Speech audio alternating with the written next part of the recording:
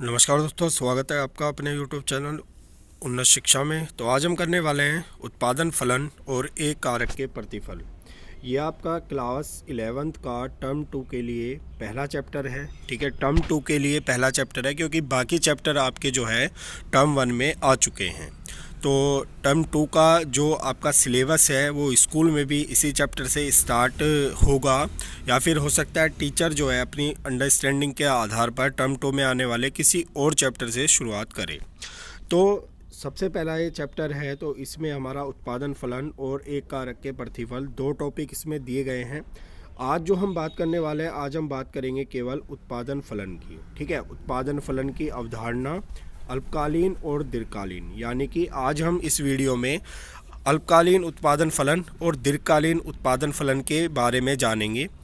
इसी वीडियो के next part में हम कुल उत्पाद यानी टोटल प्रोडक्शन, सीमांत उत्पाद, मार्जिनल प्रोडक्शन, औसत उत्पाद की अवधारणाओं के बारे में नेक्स्ट वीडियो में पढ़ेंगे और इसी तरह पार्ट वाइज हम जो है इस चैप्टर को पूरा करेंगे। तो आइए हम इसकी शुरुआत करते हैं। तो देखिए, सबसे पहले आपके सामने उत्पादन फलन की अवधारणा। देखिए, सबसे पहले हमें उत्पादन फलन को समझना ज़रूरी है कि उत्पादन फलन हमारा होता क्या है। उसके बाद हम जानेंगे कि अल्पकालीन उत्पादन फलन क्या है और दीर्घकालीन उत्पादन फलन क्या है।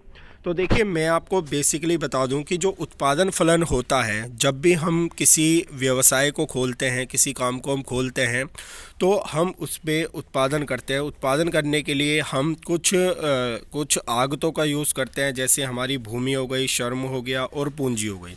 इन सबको लगाकर हम किसी चीज़ का उत्पादन करते हैं। जैसे मान लीजिए हमें जूतों की हमने एक फैक्ट्री लगाई है और शूज़ का हमें उत्पादन करना है, तो हमें उसमें कुछ भूमि लेनी पड़ेगी जहाँ पे हम शूज़ की फैक्ट्री लगाएंगे।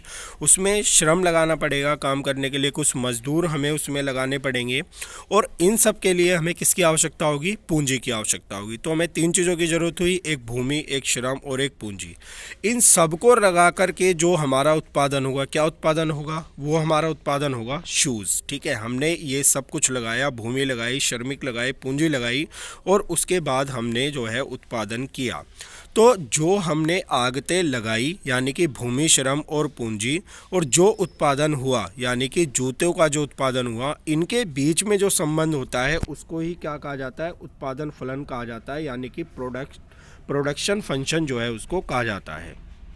तो वही हमारा क्या होता है? उत्पादन फलन होता है। ठीक है, जो हम भौतिक आगतें लगा रहे हैं और जो उससे उत्पादन हो रहा है, दोनों के बीच जो फलात्मक संबंध है वही हमारा क्या है? उत्पादन फलन है। जैसे मान लीजिए हमने जो है 100 श्रमिक लगाए जूते उत्पादन करने के लिए, पूंजी लगाई हमने, ठीक है, और उसके बाद जो उत्पादन हुआ, तो ये हमारा क्या दर्शाएगा? उत्पादन फलन दर्शाएगा। तो देखिए, उत्पादन फलन एक वस्तु के भौतिक आगतों तथा भौतिक उत्पादन के बीच पाए जाने वाले फलनात्मक संबंध का अध्ययन करता है। मैंने भी आपको ये बताया कि भौतिक आगतों और भौतिक निर्गतों के बीच जो संबंध होता है वही हमारा क्या होता है? उत्पादन फलन होता है। मैंने आपको जूते की फैक्ट्री का उदाहरण देके ये अच्छे से समझाया है। आगे चलते हैं। देखिए, आगे है कि इसे हम दर्शाते कैसे हैं। तो देखिए, जो हमारा उत्पादन फलन होता है उसको हम इस तरीके से दर्शाते हैं, Q ऑफ X बराबर F of L and K, यानी कि X वस्तु का हमें यहाँ पे क्या करना है? X वस्तु का हमें यहाँ पे उत्पादन करना है, और उसके लिए हमें क्या क्या चाहिए? L फॉर लेबर यानी कि श्रम चाहिए, और K फॉर कैपिटल यानी कि हमें पूंजी चाहिए। तो X वस्तु के उत्पादन का संबंध किससे दिखाया गया है? पूंजी और श्रम के साथ में दिखाया गया है। देखिए, यहाँ पे दिखाया है QX का मतलब है वस्तु X का उत्पादन, L का मतलब है श्रम की भौतिक आगत या श्रम की इकाइयाँ, K का मतलब है पूंजी की भौतिक आगत या पूंजी की इकाइयाँ। ठीक है, तो ये हमारा क्या होता है? उत्पादन फलन होता है। ये आपको 1 नंबर के क्वेश्चन में पूछा जा सकता है। ठीक है, आगे हम चलते हैं। देखिए, आगे हमारे सामने आता है स्थिर या परिवर्तित कारक, फिक्स और वेरिएबल फैक्टर्स हमारे क्या होते हैं। तो देखिए, स्थिर कारक या फिक्स फैक्टर्स हमारे क्या होते हैं? ये हमारे ऐसे फैक्टर्स होते हैं जिनको चेंज नहीं किया जा सकता। ठीक है, जिनको शॉर्ट टर्म में चेंज नहीं किया जा सकता, अल्पकालीन अवधि में जिनको चेंज नहीं किया जा सकता। मान लिया हमने एक फैक्ट्री लगाई है, हमने उसके लिए भूमि खरीदी, हमने उसमें मशीनरी लगा दी, तो ऐसा तो है नहीं कि हम मशीनरी को और भूमि को हम कभी भी चेंज कर सकते हैं, उन्हें हम चेंज नहीं कर सकते क्योंकि वो लॉन्ग ड्यूरेशन के लिए होती है और दूसरा वो महंगी होती है। तो यही हमारे क्या होते हैं, स्थिर कारक होते हैं, हमारे ये फिक्स फैक्टर होते हैं। दूसरा आता है हमारा क्या, वेरिएबल फैक्टर्स या परिवर्तित कारक। तो देखिए परिवर्तित कारक हमारे कौन से होते हैं, जिन्हें हम शॉर्ट टर्म में अल्पकालीन अवधि में थोड़े से टाइम में जिनको हम बदल सकते हैं, उन्हें हम क्या कहते हैं, परिवर्तित कारक या फिर वेरिएबल फैक्टर्स। जैसे श्रम है, हमने एक उत्पादन करने के लिए हमने 10 श्रमिक लगा रखे थे, हमें अगले दिन लगा कि 10 नहीं यार 20 श्रमिक इसमें हमें लगाएंगे तब जा करके उत्पादन जो है सही से हो पाएगा, तो हमने उसमें 20 श्रमिक लगा दिए। तो हमने क्या करा, परिवर्तित आगत को केवल एक दिन में हमने बढ़ा दिया। तो श्रम हमारा क्या है, परिवर्तित कारक है, वेरिएबल फैक्टर है, लेकिन प्लांट और मशीनरी जैसे महंगे और लॉन्ग ड्यूरेशन में चलने वाले जो कारक होते हैं ये हमारे क्या होते हैं, फिक्स और स्थिर कारक होते हैं, इन्हें हम शॉर्ट ड्यूरेशन में बदल नहीं सकते। तो देखिए यहाँ पे दिखाया गया है, स्थिर कारक वे कारक है जिनका प्रयोग उत्पादन में परिवर्तन होने से परिवर्तित नहीं होता। मैंने आपको बताया कि यदि 10 श्रमिक की जगह 20 श्रमिक तो हमने लगा दिए, क्या ऐसा हो सकता है कि हमें उत्पादन बढ़ाना है तो हम अगले दिन प्लांट और भूमि भी चेंज कर दें? ऐसा नहीं होगा क्योंकि वो स्थिर कारक है हमारे। दूसरे परिवर्तित कारक वे कारक है जिनका प्रयोग उत्पादन में परिवर्तन होने से परिवर्तित होता है। मैंने आपको बताया कि एक दिन हमें 10 श्रमिक लगा रखे थे, दूसरे दिन हमें लगा कि 20 श्रमिक लगाने हैं तो हमने 20 श्रमिक लगा दिए क्योंकि उसको शॉर्ट टर्म में बदला जा सकता है। अन्य बातें समान रहने पर एक वस्तु की अधिक इकाइयों का उत्पादन करने के लिए आपको अधिक श्रम की आवश्यकता होती है। बिल्कुल सही बात है ये, ठीक है। तो आपको समझ में आ गया होगा फिक्स्ड और वेरिएबल फैक्टर, स्थिर और परिवर्तित कारक। तो हमारा इसमें अब आ गया है अल्पकालीन उत्पादन फलन, शॉर्ट रन प्रोडक्शन फंक्शन। ये हमारा क्या होता है, तो देखिए अल्पकालीन उत्पादन फलन होता है कि जब हम स्थिर कारकों में कोई भी परिवर्तन नहीं कर सकते। अभी हमने पढ़ा स्थिर कारक और परिवर्तित कारक क्या होते हैं। तो अल्पकालीन उत्पादन फलन जो होता है वो हमारा क्या दर्शाता है कि जब हम केवल परिवर्तित कारकों में परिवर्तन कर सकते हैं लेकिन स्थिर कारकों में परिवर्तन नहीं कर सकते। देखिए हमने अभी 2 कारक पढ़े थे, लेबर है जो वो हमारा क्या है, परिवर्तित कारक है, वेरिएबल फैक्टर है, और के जो है यानी कि कैपिटल पूंजी जो है वो हमारा क्या है, एक स्थिर कारक है। इसलिए देखिए के ऊपर ये लगा रखा है, इसका मतलब क्या होता है, ये कारक हमारा स्थिर है। तो के फॉर कैपिटल यानी कि पूंजी। तो देखिए अल्पकाल समय की वह अवधि है, अल्पकाल जो है वो समय की वह अवधि है जिसमें केवल परिवर्तित कारक के प्रयोग में वृद्धि करके ही उत्पादन को बढ़ाया जा सकता है। ठीक है, मतलब यहाँ पे क्या होगा कि फिक्स जो हमारे फैक्टर्स हैं उनको हम चेंज नहीं करेंगे, केवल जो हमारे परिवर्ती कारक है, और परिवर्ती कारक कौन सा है, हमारा श्रम है। तो श्रम में वृद्धि करके ही उत्पादन को बढ़ाया जा सकता है। फिक्स फैक्टर में वृद्धि करके फिक्स फैक्टर में हम जो है वृद्धि नहीं कर सकते, क्योंकि यहाँ पे क्या हो रही है, अल्पकाल की बात हो रही है, शॉर्ट रन की बात हो रही है। और मैंने आपको बताया था कि शॉर्ट रन में हम जो है अल्पकालीन कारकों जैसे श्रम है उसमें तो वृद्धि कर सकते हैं, लेकिन हम फिक्स फैक्टर जैसे मशीनरी, प्लांट, इनमें हम वृद्धि नहीं कर सकते। तो अल्पकालीन उत्पादन फलन में परिवर्तित कारकों को वृद्धि करके ही उत्पादन को बढ़ाया जा सकता है। स्थिर कारक इसमें क्या होता है, स्थिर होता है। जैसे देखिए यहाँ बताया गया, एक प्लांट यदि स्थापित कर लिया जाता है तो अल्पकाल के दौरान इसे परिवर्तित नहीं किया जा सकता। ठीक है, अब अल्पकालीन उत्पादन फलन को हम कैसे दर्शाते हैं, उसको हम ऐसे दर्शाते हैं। देखिए जो उत्पादन फलन है उसमें के ऊपर ये हमारा नहीं था, ठीक है, उसमें ये हमारा नहीं था, लेकिन यहाँ पे के ऊपर हमने जो है के ऊपर एक जो डैश लगा रखा है, इसका मतलब है कि पूंजी हमारी क्या है, स्थिर है, क्योंकि ये एक फिक्स्ड फैक्टर है। ठीक है, तो हम जो है अल्पकालीन उत्पादन फलन को इस तरीके से दिखाते हैं, क्यू ऑफ एक्स, वस्तु एक्स का उत्पादन बराबर एल यानी श्रम एक परिवर्तित कारक, और के डैश यानी कि पूंजी एक स्थिर कारक। ठीक है, यहाँ पे कुछ उदाहरण दिया गया है इसी का। ठीक है, जैसे हमें 40 वस्तुओं का उत्पादन करना था तो हमने 5L और 4K जो है क्या क्या लगाए, हमने इसमें पूंजी लगाई है। दूसरी ओर जब हमें 45K का उत्पादन करना था तो हमने 6L।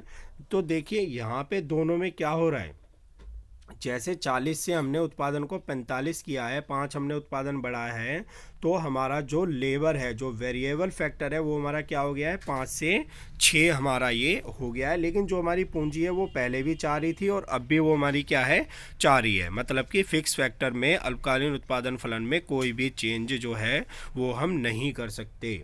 ठीक है। एल और के बीच के अनुपात में परिवर्तन की परिवर्ती पाई जाती है, इसलिए अल्पकालीन उत्पादन फलन परिवर्ती अनुपात प्रकार का उत्पादन फलन भी जो है कहलाता है। यानी कि अनुपात में चेंज होता है लेकिन संख्या में चेंज नहीं होता। अब देखिए यहाँ पे इसका एक डायग्राम दिखाया गया है, वेरिएबल फैक्टर रेशो। ठीक है, यानी कि हमारा परिवर्ती साधन अनुपात। ठीक है, ये हमारा यहाँ पे देखिए दिखाया गया है। यहाँ पे क्या हो रहा है, देखिए कैपिटल जो है, कैपिटल वाला जो हमारा बार है वो हमारा बिल्कुल क्या है, फिक्स है, सीधा सीधा जा रहा है, इसमें कोई भी चेंज जो है वो नहीं आ रहा है। ठीक है, लेकिन यदि यहाँ पर हम श्रम की इकाइयों को देखें तो पहले श्रम की इकाइयाँ L1 थी और दूसरी ओर क्या हो गई, श्रम की इकाइयाँ हमारी L2 हो गई। लेकिन पूंजी हमारी क्या है, पूंजी हमारी उतनी ही है। पूंजी में हमारा कोई भी वृद्धि या फिर कमी नहीं हुई है, पूंजी हमारी क्या है, स्थिर है। तो अल्पकालीन उत्पादन फलन में क्या होता है, जो हमारी कैपिटल होती है, पूंजी होती है, वह हमारी स्थिर होती है, जबकि जो हमारा परिवर्ती कारक श्रम है उसमें हम जो है परिवर्तन कर सकते हैं। तो इसमें देखिए क्वेश्चन आपसे पूछा जा सकता है कि अल्पकालीन उत्पादन फलन में जो कैपिटल का वक्र होता है वो एक्स अक्ष के पैरेलल होता है या फिर वाई अक्ष के पैरेलल होता है। तो आपको याद रखना है कि अल्पकालीन उत्पादन फलन में जो कैपिटल कर्व है वो हमारा एक्स अक्ष के पैरेलल होता है। आगे आ गया हमारा दीर्घकालीन उत्पादन फलन। तो देखिए दीर्घकालीन उत्पादन फलन क्या है, जब हम स्थिर कारक और परिवर्तित कारक दोनों में ही एक साथ परिवर्तन कर सकते हैं। जब ऐसा होगा तो क्या होगा, स्थिर कारक और परिवर्तित कारक के बीच का अंतर क्या हो जाएगा, हमारा समान हो जाएगा, क्योंकि हम दोनों कारकों में ही परिवर्तन कर सकते हैं। सभी कारक इसमें क्या हो जाते हैं, परिवर्तनशील हो जाते हैं। क्योंकि देखिए यदि हमें एक लंबा टाइम मिलेगा तो हम प्लांट और मशीनरी में भी चेंज कर सकते हैं और श्रम में तो हम ऐसे भी चेंज कर ही रहे थे। तो दीर्घकालीन एक फर्म की उत्पादन क्षमता को बढ़ाने के लिए पर्याप्त होता है। प्लांट आकार को परिवर्तित किया जा सकता है और अधिक से अधिक प्लांट को स्थापित किया जा सकता है।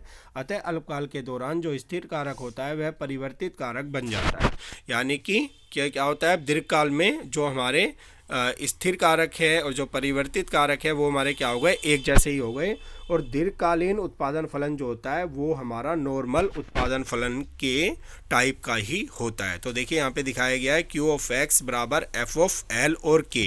ये एक बार नोटिस कीजिए कि यहाँ पे के ऊपर ये डैश नहीं लगाया हुआ, क्योंकि यहाँ पे पूंजी भी स्थिर नहीं है, क्योंकि दीर्घकाल में इसको जो है बदला जा सकता है।